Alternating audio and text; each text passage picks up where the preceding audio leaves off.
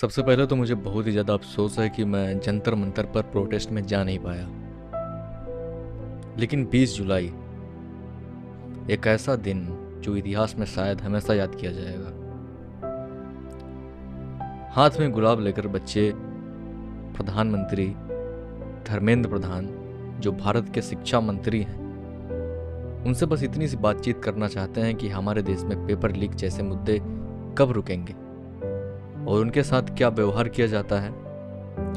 Delhi police के द्वारा लाठियां बरसाई जाती हैं और वो भी इतनी बर्बरता से कि किसी का सर फूट रहा है, किसी के पैरों से खून निकल रहा है और किसी किसी के सारे शरीर में डंडे के निशान छपे हुए हैं। मैंने आज दिन भर सिर्फ रील्स ही स्क्रॉल की है।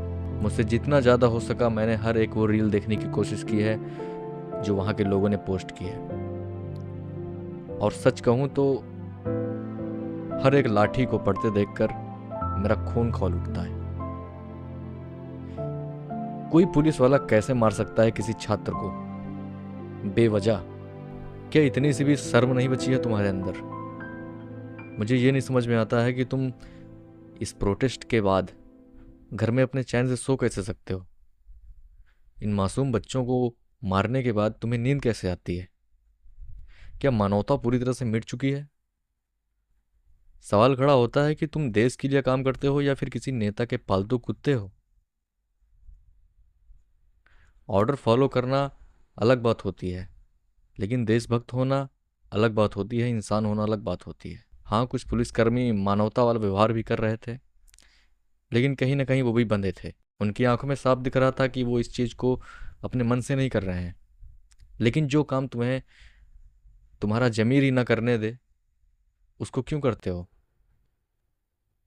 ऐसे नेता का, ऐसे प्रधानमंत्री का ऑर्डर को क्यों फॉलो करना है जो देश हित में बात ही नहीं करना चाहता है, जो एजुकेशन के लिए रिस्पॉन्सिबल ही नहीं है, देश में स्वास्थ्य के लिए रिस्पॉन्सिबल नहीं है, यातायात के लिए रिस्पॉन्सिबल नहीं है।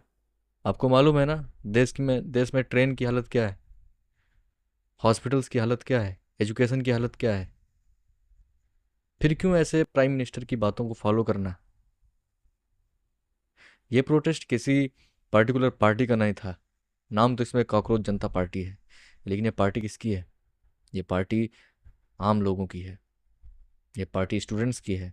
20 जुलाई शायद इतिहास का सबसे काला दिन बन जाए, जिस दिन जंतर मंतर में बेकसूर बच्चों के ऊपर सरकार के द्वारा जुल्म किया गया। हम खुद को आज़ाद जरूर कहते हैं, लेकिन आज भी हम गुलाम हैं। पहले हम अंग्रेज़ों के गुलाम थे और अब भारत सरकार के गुलाम हैं।